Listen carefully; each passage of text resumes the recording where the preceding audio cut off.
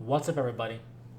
So, before doing the Lion ramble that I want to do, in which I give my impressions on the awesome model and what we know about the Lion coming to 40K and everything, I thought I would hold off just a little bit because information came to light more so with Terminators. And as cool as the Lion is, and holding off, we might get more Lion info, which would be cool. And also, well, I want to fit this one in behind the Terminator ramble because it's a good follow up naturally.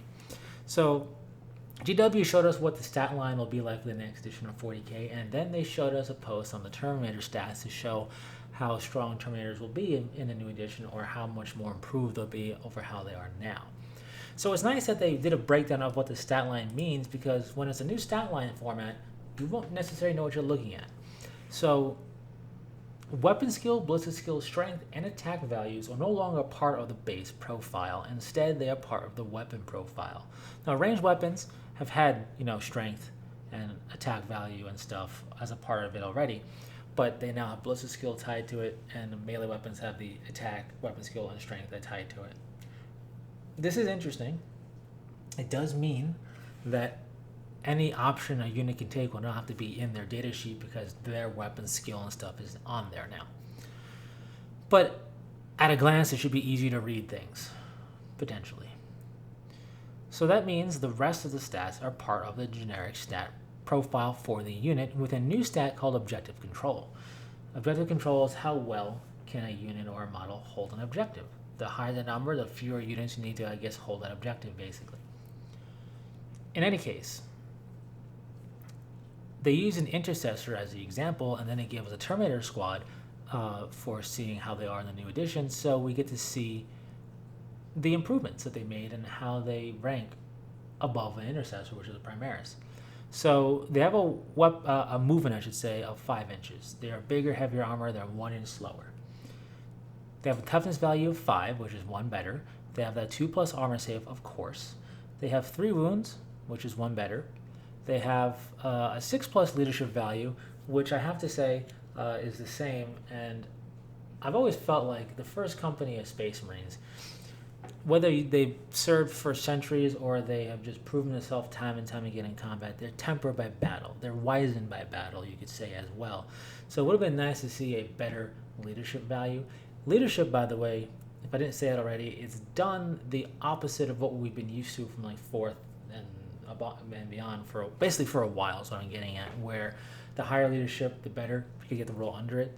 In this case, the lower the better, because you have to roll 2d6 and beat it. So a 6+ is the same as intercessors. I would just think an elite who's been wizened and hardened and tempered by battle would have a better representation of leadership value, but it is what it is, not a big deal. An objective control of 1, because they're meant to murderize things, where intercessors with an objective control of 2 are more suited for taking objectives. So on raw stats, better armor save, as we know, and a better wound value and better toughness. These guys are looking to be stout, right? They definitely look improved on their current versions, and they definitely look the part of being able to be both Firstborn and Primaris, because it's beating Primaris stats in those regards. But there's also an invulnerability save. These guys have a 4+ invulnerability save as opposed to the 5+ that they currently have now because of the Crux Terminatus. That's pretty awesome, considering that Iron Halos and Rosarius and Storm Shields are how you typically get 4+ for the longest time. Now, I don't know if this is because invulnerability saves are not as important, or whatever the case is, or if a 4+ is equivalent of a 5+ now somehow, I don't know. But I do think that's just cool to see, because 5+ have saved me in the past. So a 4+ in theory should do better, but the dice gods hate me, so I'll roll worse. But in any case, that's really cool, and it begs the question for me: what does a Storm Shield or Rosarius or an Iron Halo do? Does it improve that invulnerability save to a 3+, which would be kind of awesome? Or, equally cool, would it allow them to reroll failed invulnerability saves? I don't know. I don't know what route they're going for, and I haven't read anything that says stuff like that, but I could have blatantly missed it. So, we see the data sheet kind of cut out here. And I say cut out because I'm not certain what they're doing data sheet wise. We don't see a squad size or anything like that, or potentially better leadership value for the sergeant or anything like that, which has been kind of the case in the past. So I'm not sure what exactly we're looking at when it comes to datasheet stuff, like part of it, a clip of it, I don't know.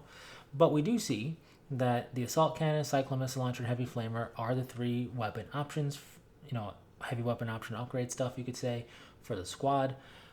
No grav cannon or anything new. No plasma cannon, because that's death wing only, and this is a regular Terminator squad. And we see Chain Fist is still around, and of course the Power Fist and Power Weapon. They have Teleport Homer as ability and Furio the First. We're not going to get into those.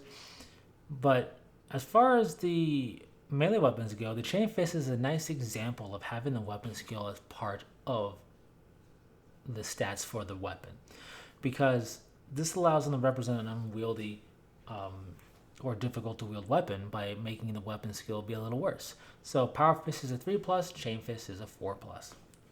This representing the unwieldy nature that is the Chain Fist. I like that. It's better than just saying it goes last or it's having you do the mental math. It's just right there, easy to see, just like the strength value and everything else. So, I get it, why people might be a little miffed by this, but I think it's fine. And it works. We see the ranged weapon values as well, looking pretty good. And, nothing too shockingly different there. Just the ballistic skill being there and whatever else. So, nothing crazily different. It's not like they reinvented the Terminator, but it definitely feels more protective of a suit, more big and menacing and imposing by the rule set a bit. And I do appreciate that. Still makes you wonder about things, like I said, Rosarius, makes you wonder about independent characters, and not just Rosarius, but Iron Halo and Storm Shield. Makes you wonder about the assault squads of Terminators, because there's a Storm Shield potential with the Thunderhammer.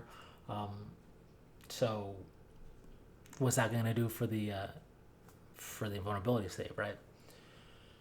In any case, just cool to see this little extra bit of info. And they break down what rapid fire ability means and weapon ability, anti and stuff, which is also cool to read. But